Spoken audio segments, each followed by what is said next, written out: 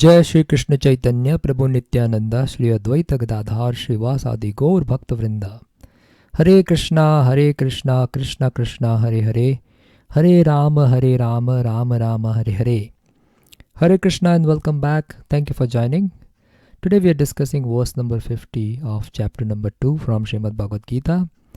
And in the previous verse, verse number 49, Krishna is advising Arjuna to keep all the abominable activities at far distance by Buddhi Yoga. So the verse is Durena hi avaram karma Buddhi Yoga Dhananjaya. Dhananjaya means Arjuna.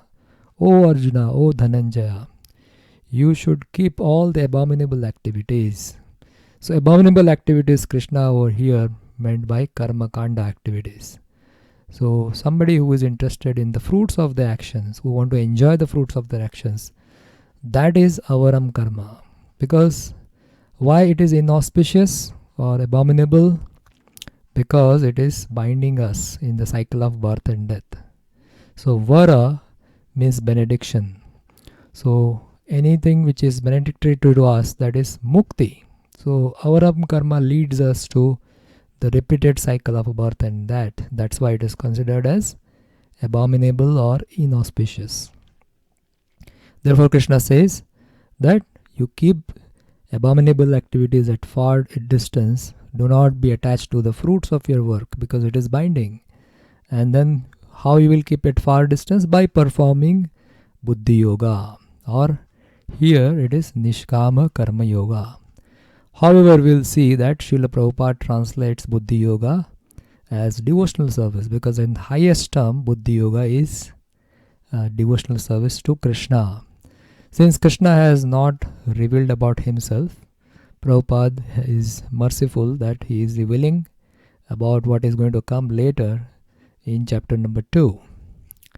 In the next line, line C, Krishna says, Buddha Sharanam Anvicha. That means take shelter of Buddhi, or take refuge in wisdom, the knowledge.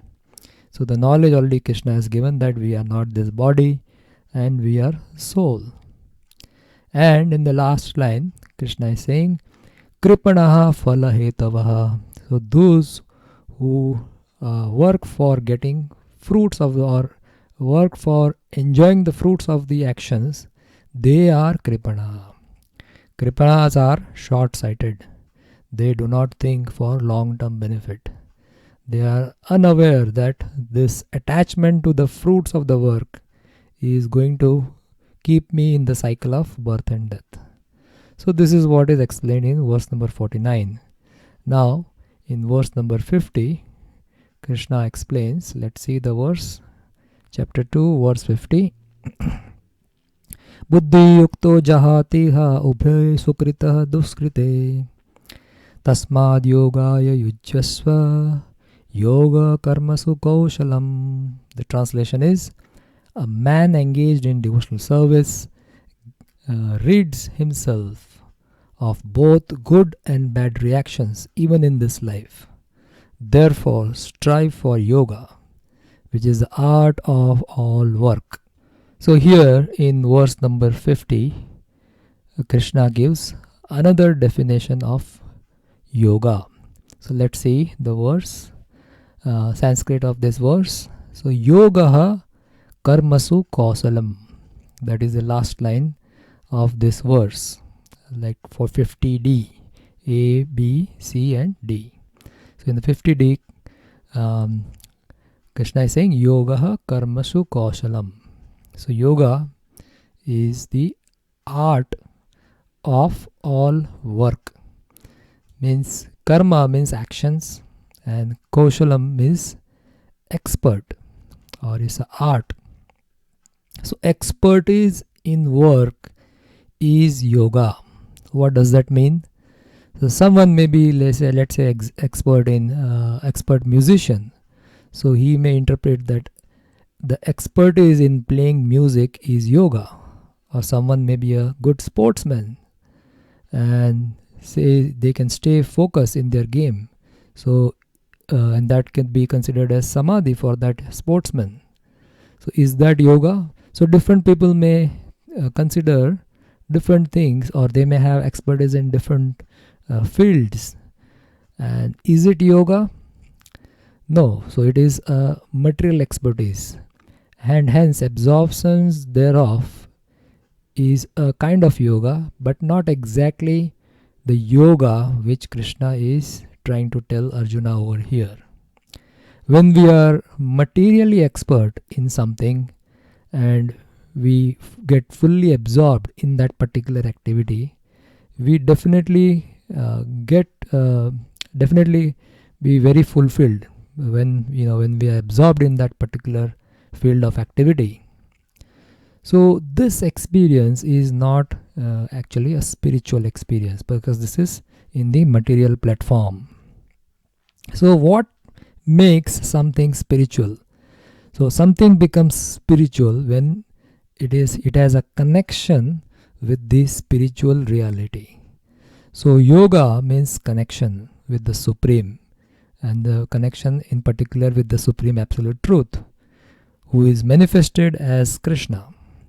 So yoga karmashu kaushalam means the expertise in working in such a way that the work becomes spiritually conscious, or work becomes Krishna conscious. So the art of connecting or connection all my work with Krishna, or being spiritually conscious while performing our day-to-day work, is yoga karmasu kaushalam. So how can I connect my day-to-day work with Krishna? So that can be done by practicing the sadhana bhakti process. And then we have to perform this sadhana bhakti process very steadily and very sincerely. And gradually, by practicing, the remembrance of Krishna becomes easier and easier. And we can connect with Krishna, eventually in all the activities which we do. So our relationship with Krishna over the period of time, by practicing sadhana bhakti, will become deeper and deeper. So in the line A, which is buddhi yukto jahati ha ubhe sukriti duskrite. So if you work with buddhi, with intelligence, then what will happen? Or buddhi yoga, if you work with buddhi yoga, buddhi yukto jahati ha, what will happen? That is explained in line B, which is ubhe sukriti duskrite. That is, all good and bad result of your current and your past work will be all given up. So jahati ha means you will be able to give them up, the good and the bad result. So when you will be able to give up the good and bad result of your activity, that means you will become free and you will attain liberation. So iha over here is in this life. So you can achieve in this life itself, the result you can achieve in this life itself. But one doesn't necessarily have to go through many lives to get liberation. Just in this one life, if one practices devotional service seriously, one can attain liberation. Therefore, Krishna over here is telling Arjuna the benefit of acting in buddhi yoga. So what is the benefit? It is freedom from reaction. So in line A and B, Krishna is saying, when one is engaged in buddhi yoga, when he engages in buddhi yukto, means he engages in buddhi yoga, what happens? You can get rid of the good and bad reaction of your activity. Ube sukriti duskriti. Therefore, Krishna is saying, therefore, tasmad. Tasmad means therefore, engage in yoga without attachment. When you engage in yoga without attachment to the result of your actions, that is the right way of performing an action. And this is the real art of doing work. Yoga karmasu kausalam. Now let's see what Srila Prabhupada is explaining in the purport. So Prabhupada is talking about how one's ignorance can be removed. So same time immemorial, each living entity has accumulated the various reactions of his good and bad work. So when we perform any action, then that action has some reactions. Either it's a good reaction or it's a bad reaction. So we accumulate that. So it becomes a pile of good reaction as well as pile of bad reactions. And then we have to enjoy or suffer the reactions of those work, So as such, he continuously ignorant of his real constitutional position. So people, we don't have knowledge that we are soul. And because of that, they are acting in whatever way they want to act. And because of that, there are good and bad. Sometimes they do good work, sometimes they do bad work, and there is a good reaction as well as bad reaction. So they are, because of their ignorance of the real constitutional position, they are bound. And then they have to go through the cycle of birth and death. But when they break the cycle of birth and death, then after liberation, they are reinstated in their real constitutional position. So the real constitutional position, according to Bhagavad Gita, is the servant of Krishna. Is in the spiritual world, the position of the soul is a servant of Krishna. So that's a real constitutional position. We have discussed this in the introduction of Bhagavad Gita, and that is called as the real constitutional position is called as Swarupa. And then attaining the real constitutional position is called as Swarupa Siddhi. One's ignorance can be removed by the instructions of Bhagavad Gita. So when we study Bhagavad Gita, this ignorance is removed by the knowledge which is given in Bhagavad Gita. So Bhagavad Gita, which teaches one to surrender unto Lord Sri Krishna in all respect. So this is given in Bhagavad Gita in the towards the last 18th chapter, 66th verse. Sarva dharman parityaja mam ekam sharanam braja. And Krishna is saying this. So that ignorance can be removed by the instruction of Bhagavad Gita. And the most important instruction in Bhagavad Gita is Sarva dharman parityaja. And that teaches one to surrender unto Lord Sri Krishna in all respect. And when one surrenders unto Krishna, Krishna is saying in 1866, Aham tvam sarva papebhyo. I will eradicate all your sinful activities or reactions of your sinful activities. He will eradicate that. And then he says that mokshashyami ma sucha, means I will give you liberation. So when we surrender, that is the advantage. So which teaches one to surrender unto Lord Sri Krishna in all respect and become liberated from the chained victimization of action and reaction, birth after birth. So Krishna is promising that he is going to remove or he is going to eradicate all the sinful reactions which is sitting in our pile. And then he is going to give us the moksha. Moksha means nothing but the breaking of the cycle of birth and death. Right? So that is what Prabhupada is saying over here. So therefore, what was the advice to Arjuna? Arjuna is therefore advised to act in Krishna consciousness. So the action doesn't stop. Over here we see that the Krishna is still maintaining the point that Arjuna still need to work.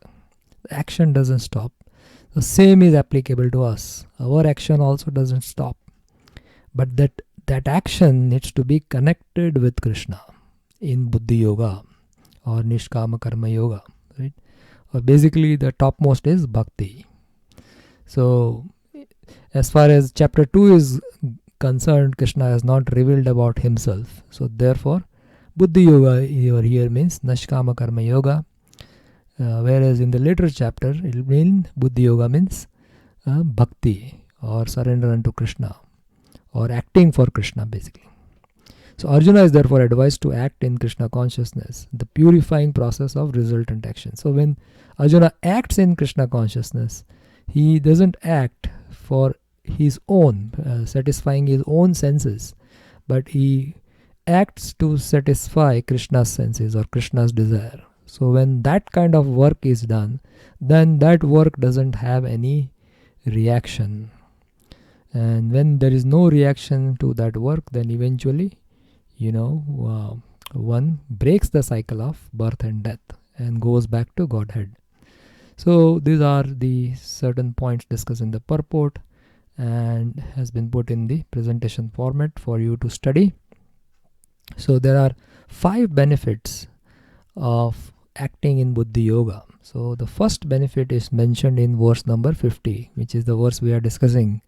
That is freedom from good and bad reactions. And then in 51st verse, it is described as freedom from cycle of birth and death. 52nd verse, it is becomes indifferent to yoga, to Vedic rituals. And 53rd verse talks about realization of relation with Krishna as eternal servitor, that is samadhi. And in the 72nd verse, the last verse of this chapter, it describes when somebody performs Buddhi Yoga, then they can go back to Godhead. So these are the 5 benefits of performing Buddhi Yoga. These are all the upcoming attractions, because we are going to study these verses in next few sessions. Okay. So with this, we'll stop here. Thank you so much. Srila Prabhupada ki Jai. Srimad Bhagavad Gita ki Jai. Gaur Premanande Haribol.